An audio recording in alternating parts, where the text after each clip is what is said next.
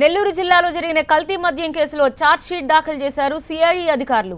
ఈ కేసులో 27 మంది నిందితుల పేర్లను ఛార్జ్ షీట్లో చేర్చారు. 2014లో జరిగిన ఎన్నికల సమయంలో ఓటర్లకు పంపిణీ చేసేందుకు కర్ణాటక, గోవా నుంచి కల్తీ మద్యాన్ని ఇక్కడికి తరలించారని తేల్చారు సిఐడి అధికారులు. ఈ కేసులో నెల్లూరు జిల్లాకు చెందిన 2 వైసీపీ ఎమ్మెల్యేల పేర్లను ఛార్జ్ షీట్లో పెట్టారు. అయితే ఈ కేసుతో తమకు సంబంధం లేదంటున్నారు వైసీపీ ఎమ్మెల్యేలు. ప్రభుత్వమే కుట్ర చేసి ఈ కేసులో తమను ఇరికించిందని ఆరోపిస్తున్నారు.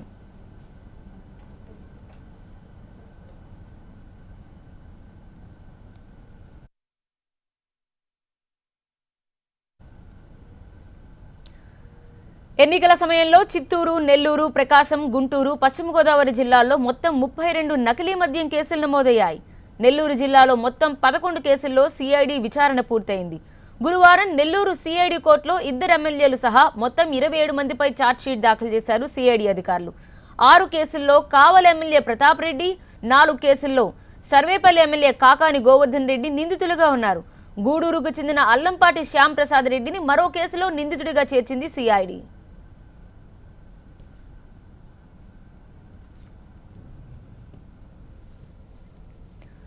ఎర్రచందనం స్మగ్లర్ అప్పు అలియాస్ కృష్ణస్వామి ద్వారా కల్తీ మద్యాన్ని తెప్పించినట్టు సిఐడి విచారణలో తేలింది.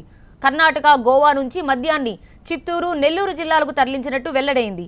ఈ మద్యం కల్తీ అని తేలడంతో అప్పుడే సిఐడి దర్యాప్తుకు ఆదేశించింది ప్రభుత్వం.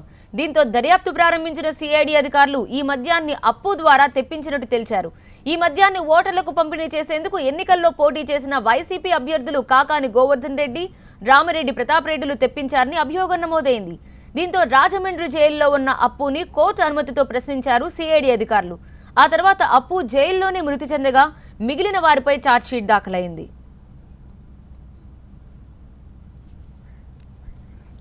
రెండు 2014 ఎన్నికల నాటి నకిలీ మద్యం కేసుపై తాజాగా సిఐడి అధికారులు ఛార్జ్షీట్ దాఖలు చేశారు. 2 ఎమ్మెల్యేలు కాకాని గోవర్ధన్ రెడ్డితో పాటు రామిరెడ్డి ప్రతాప్ కుమార్ రెడ్డిపై ఛార్జ్షీట్ దాఖలు చేశారు. వీరితో పాటు గూడూరు నియోజకవర్గంలోని మరికొందరితో పాటు మొత్తం 27 మందిపై ఛార్జ్షీట్ దాఖలైంది. అయితే ఎమ్మెల్యేలు 2 అరెస్ట్ కాకుండా కోర్టు నుంచి స్టే తెచ్చుకున్నారు. నకిలీ మద్యం కేసులో 2 ఎమ్మెల్యేలపై ఛార్జ్షీట్ దాఖలు కావడం నెల్లూరు జిల్లాలో ప్రకంపనలు సృష్టిస్తోంది. కల్తీ మద్యం కేసుతో తమకు సంబంధం లేదంటున్నారు వైసీపీ ఎమ్మెల్యేలు. తమ పేర్లను ప్రభుత్వం కుట్ర చేసి ఛార్జ్షీట్లో చేర్చిందని ఆరోపిస్తున్నారు. 6 నెలల క్రితం ఛార్జ్షీట్ దాఖలు చేసినప్పుడు తమ పేర్లు లేవంటున్నారు. అంతేకాదు ఎర్రచందనం స్మగ్లర్తో తమకు సంబంధాలు లేవని, అతని ఫోన్ కాల్ డేటా పరిశీలిస్తే ఎవరితో సంబంధాలున్నాయో తెలుస్తాయంటున్నారు. తమకు న్యాయం జరిగే వరకు పోరాటం చేస్తామంటున్నారు సర్వేపల్లి ఎమ్మెల్యే కాకాని గోవర్ధన్ రెడ్డి. తాము టీడీపీలో చేరకపోవడం వల్లే అధికార పార్టీ కక్షగట్టి ఈ కేసులో ఇరికించిందని వైసీపీ ఎమ్మెల్యే ప్రతాప్ రెడ్డి ఆరోపిస్తున్నారు. ఈ కేసుతో తమకు సంబంధం లేదని, అప్పు అంటే ఎవరో అసలు తమకు తెలియదంటున్నారు ప్రతాప్ రెడ్డి. నాకు అసలు సంబంధం కూడా లేదు, ఏమీ లేదు. కానీ ఈరోజు 2.5 సంవత్సరం తర్వాత అది కూడా తెలుగుదేశం నాయకులు నన్ను పార్టీలో చేర్చుకోవాలని ప్రయత్నించి విఫలమవటంతో నా మీద అక్రమ కేసులు బనాయించే దిశగా ఈ కార్యక్రమం అంతా చేసింది. కావలి నియోజకవర్గ ప్రజలందరూ కూడా తెలుసు. మాకు వాటితోటి అసలు ఎటువంటి సంబంధం కూడా లేదు. కావాలని కేసులు పెట్టి భయపించాలని చూస్తాను. అది అందరికి కూడా తెలుసు. ఎందుకంటే నేను చూస్తాను చాలా రోజుల నుంచి ఒక టీవీ ఈ విధమైన వార్తలు ప్రచురిస్తూ ఉంది, కథనాలు కూడా రాస్తూ ఉంది.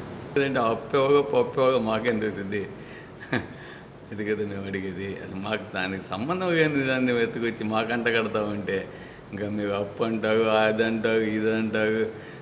మేము కానీ తెలుగుదేశం పార్టీగా పోయింటి ఇవన్నీ ఉండేవి కదా. మా సునీల్ చేసినట్టు మేము చేస్తుంటే తెలుగుదేశం పార్టీగా పోయింటే ఈరోజు సునీల్ పేరు కూడా ఎత్తేసారు. అట్లాగే నా పేరు కూడా ఎత్తేసారు. అంతే.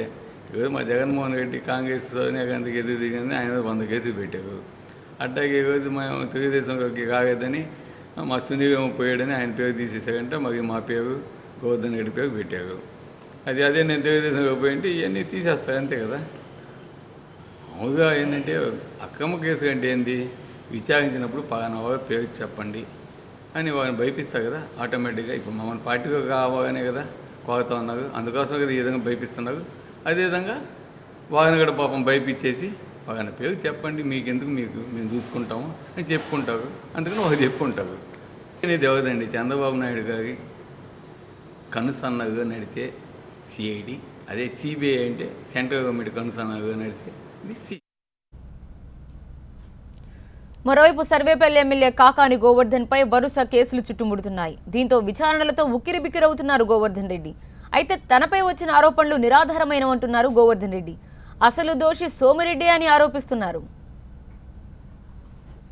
ఒత్తిడికి గురవుతామో లేదా అధికార పక్షం మన మీద దాడి చేస్తుందని ప్రతిపక్షంగా మా బాధ్యతను విస్మరించి అధికార పక్షం చేసేటువంటి ప్రతి తప్పుని ఎత్తి చూపుతాము. చంద్రబాబు నాయుడు పరిపాలన మీద ఏదైనా ఉంటే గట్టిగా నిలదీస్తాం తప్ప అదే చంద్రమోహన్ రెడ్డి నియోజకవర్గంలో చేసేటువంటి అవినీతి లేదా విదేశాలు ఆయన చేసినటువంటి దాన్ని వీటన్నిటిని కూడా బయట పెడతాం తప్ప ఈరోజు తెలుగుదేశం ప్రభుత్వం ఏదో ఒక విధంగా మమ్మల్ని ఇబ్బందులు పెట్టాలి అనేటువంటి దాంట్లో ఆలోచించేటువంటి భాగంలో ఇవన్నీ కూడా సరికాదు. మేము అడిగేది నకిలీ డాక్యుమెంట్లు అంటారు, నకిలీ మద్యం అంటారు. రెండు విషయాలు స్పష్టం చేయండి. నకిలీ మద్యం కేసులో మా మీద ఉన్నటువంటి ఆరోపణలో ఎక్కడైనా నేరాలు రుజువయ్యాయా? మీరు కేవలం ఎవరో ఒకటి దగ్గర ఒకటి తీసుకొచ్చి తలకాయతాలు మీద సంతకాలు పెట్టుకొని మీరు రాయడమో, లేకపోతే మీ అంతటి మీరు మీ విచారణలో మేము అనుకున్నామని చెప్పిన పోలీసుల చేత రాయించడం తప్ప నేరారోపణ ఎక్కడైనా మా మీద రుజువైందా? కేవలం మమ్మల్ని దోషులుగా చేయాలనేటువంటి ఆలోచనలో భాగంగా ఈరోజు చేశారు. అదిగా ఆ ఛార్జ్షీట్ కూడా చాలా రోజులు ముందు వేశారు. వేసినటువంటి ఛార్జ్షీట్లు వెనక్కి తీసుకెళ్ళి మరలా రివైజ్ చేసేయడం అనేటువంటిది ఇవన్నీ కూడా ప్రభుత్వం పారదర్శకంగా పరిపాలన అందించడం లేదు అనేటువంటి దాంట్లో ఒక భాగం. ఇది పూర్తిగా అర్థమైంది. వేగ్గానో వైల్డ్గానో ఏది ఆధారాలు లేకుండా చేసినటువంటి కామెంట్స్ అయితే మీరు చెప్పినట్టు ఉంటాయి. నేనేం చెప్పాను? ఆధారాలతో సహా సిబిఐకి ఎన్ఫోర్స్మెంట్ డైరెక్టరేట్కి పంపించాం. కాబట్టి దాని మీద విచారణ చేయాల్సినటువంటి బాధ్యత ప్రభుత్వానికి ఉందా లేదా? ఆధారాల ప్రకారం నేను ఈరోజు మాట్లాడుతున్నా. ఆధారాలు లేకుండా మాట్లాడటంలా, ఆధారాలు కూడా బహిర్గతం చేస్తాను. నా దగ్గర ఉన్నటువంటి ఆధారాలు కూడా అవసరం వచ్చినప్పుడు బహిర్గతం చేస్తా, వాటిని వదిలిపెట్టేది ఉండదు. అయితే నేను చెప్పేది ఏంటంటే ఈ కేసులో జరిగినటువంటి దాంట్లో ప్రజలు గమనిస్తే నిష్పక్షపాతంగా దర్యాప్తు జరుపుతున్నట్టుగా జరుగుతుందా?